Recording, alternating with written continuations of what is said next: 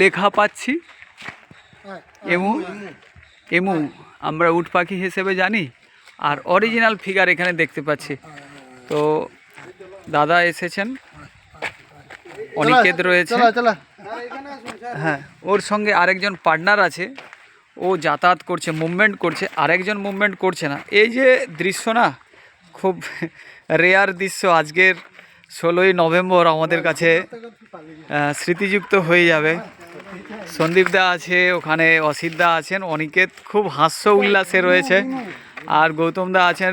হরে কৃষ্ণ দা একটু ফাইন, আমাদের মানিক দা আছেন। তো ও একদম মুভমেন্ট করছে না, কিন্তু ওর যে পার্টনার আছে ও খুব মুভমেন্ট করছে। ফাইন, বাহ, এর গলার কাছটা ঘষা খেয়ে খেয়ে উপরের লোম উঠে গেছে।